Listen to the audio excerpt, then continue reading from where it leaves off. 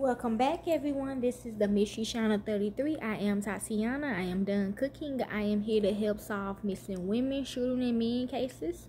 I am here to break the codes if I see any. I am here to see where their bodies are located if I know. And I'm also here to see if they are alive, deceased, bodysuited, change ethnicity, or misidentity. I'm hearing they all deceased, okay? I'm also hearing bodysuited and change it, misidentity, or change your ethnicity, or somebody don't know they gone, okay? They family members. It's titled 30 Years After Slaying. Every now and then, someone confesses to killing Billy Wolf Jr. The problem is the real killers, the ones authorities say actually murdered and severed the body of this 21-year-old Fargo man, hasn't come forward. I know for a fact the black dahlia got something to do with this, a little bit short. Dinky or something. I think that nickname Dinky. It was 30 years ago today that Wolf's body was found inside 2 green garbage bags by Coney's on the Red River. So we should check over there in that area where the Red River Army Depot be it.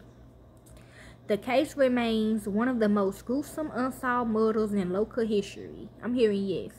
Though local investigators say they know who committed the crime, they just don't have enough evidence to bring their case to a jury without a real confession. Who? The case was highly publicized with several details depicted in forum articles such as the color of Wolf's clothing, so he's still around somewhere, the 6 pennies in his pocket, so a graveyard spell, a graveyard magic spell, because I know you gotta give the cemetery 6 pennies or pennies if you're doing a graveyard spell. And the way his upper torso was placed head first into a bag. Okay, so they don't want him to be seen. They don't want nobody to know who he is. But that is actually, I'm hearing yes, he do looking like that. But I'm hearing that actually gonna help though, because since he in the bag, he facing the bag, he still got DNA on him. Such details sometimes work their way into confessions authorities receive, but mostly the omissions are ruled out. We've looked into each and every one of them in depth, so as not to have anybody say that somebody came forth and you didn't even bother, Cass County Sheriff's Detective Steve Garrison said. Often confessions come from people who are mentally unstable, who, the movie gang related, especially around the August 20th anniversary of the discovery of Wolf's body, according to Clay County Sheriff Lieutenant Brian Green, who I think the real killers do be making. I think they do find less fortunate people to take the charge, okay, just so they can get something free like food or something, or shelter, something like that. Most of them you can pretty much eliminate right away, Green said. Just last year, authorities finished a roughly 2-year inquiry into a convicted burglary serving time in a Nebraska prison who claimed to have killed Wolf. I'm getting nothing, okay? So he might be dead. He has some information that piqued our interest, Green said. But then after we checked everything out, he had to have been like 12 years old. And at the time, he was not here. I'm hearing yes from his real family. Authorities think the man originally from the Fargo Moorhead area made up the confession, losing prison gossip and secondhand information available to gain attention. He had falsely confessed to other homicides as well, Green said. But there are others who know what really happened to Wolf, and now it's just a matter of patience, according to Green. Somebody needs to clear their conscience before they die, Green said. They had hard lives, and they have to face their maker. True. August 20, 1978 was a typical summer Sunday. The afternoon sky was partly cloudy, it was warm, and there was a subtle wind at David Wambach Kano, the Red River. I'm hearing who? About 3 miles north of Cranes, Minnesota, Wambach came across 2 garbage bags floating in the river. Yep, I just seen that. The Fargo man partially opened one bag and immediately alerted authorities. We do have people like that do that. Investigators found half a man who identified through dental records as Wolf in each of the bags. His mother, Betty, had reported her second of 4 children missing 3 days earlier. One bag was caught in a down tree on the Minnesota side of the river. It contained Wolf's upper body, head first in the bag. His lower half was discovered in the second bag caught on a tree trunk about 200 yards downstream on the North Dakota side of the river. So they pinned his torso to the tree. Okay. So yes, he rooted, he rooted for the real ones. He was clad in a tan t-shirt, green work pants, and work boots. So he is deceased. Or he trying to say somebody else is deceased. He had been cut at the wrist and had a long gash across his face, slashing his throat. Yes, I was telling people about this, that you would know it's the Black Dahlia kills, because they would they would cut her face, okay? Cut her, like how she was, okay? Like she's smiling or something. Or a frown or something like that. It had to be done with some type of bandsaw or something that made one scratch when it went through. Former Clay County Sheriff Larry Costello said, 3 days after the body was found. Costello was a deputy sheriff at the time and worked the case for years. Authorities estimated Wolf had been dead for about 72 hours, okay? I think they're like 3 days. So yeah, he can still be fresh, okay, either way. 30 years later, Ranback still with members looking around to see if he really was alone when he found Wolf's remains. He feared for his own safety. True, they will come get you if you find them, okay? You don't know if somebody saw you, he said. Ranback should still be looking to talk about the discovery or what he saw. I didn't realize what all was taking place at the time, he said, calling the whole incident a scary moment. He admits that he kept an old newspaper clipping about the incident, but he rarely thinks about it. It was just something in my life, he said. Changing theories. Gossip spread quickly about the case, especially about Wolf's father, so whoever that's involved, whom the victim was named after, was charged with the killing.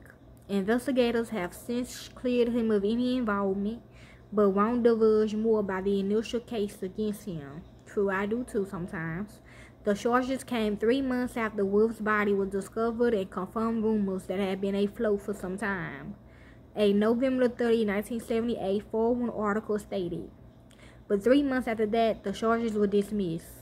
Prosecutors said the case against Wolf's father wasn't strong enough.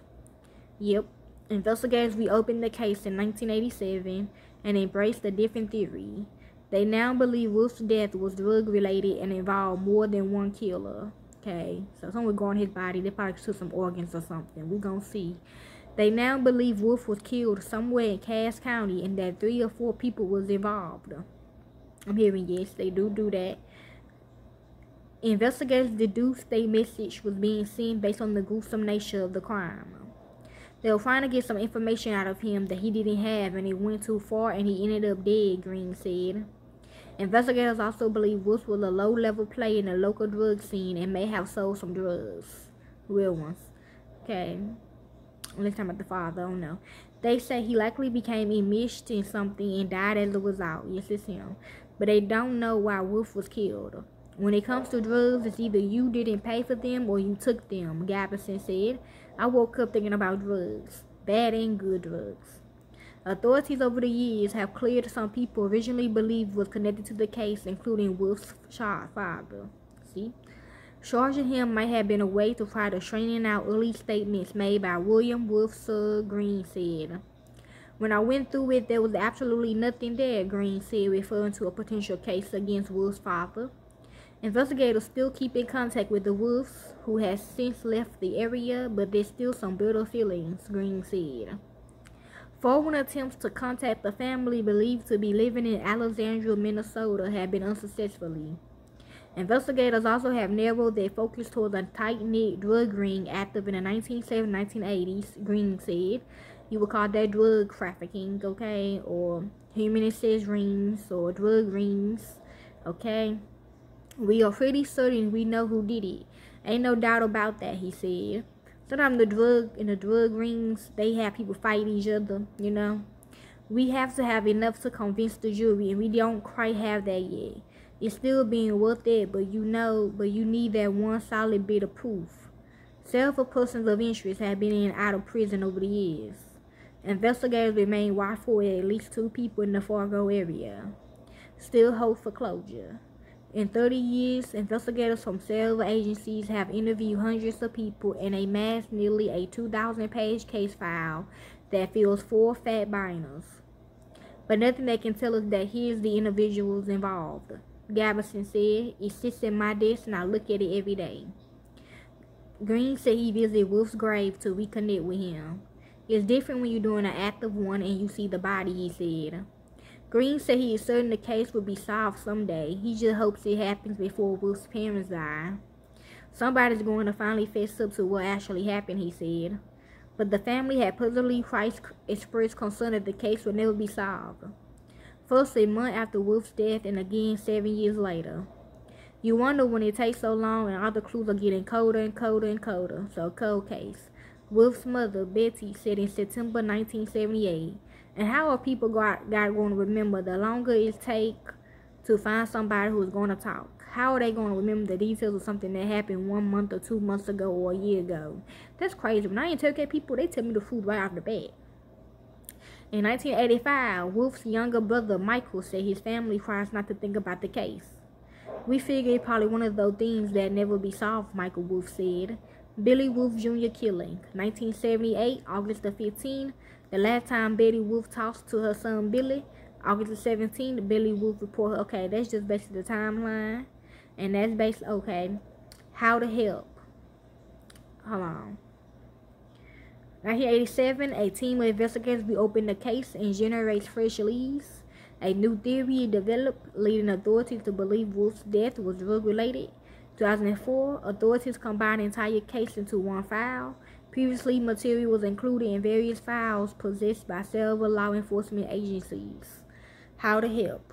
Anyone with information about this case is asked to contact the Fargo Police Department at 701-235-4493. They will answer.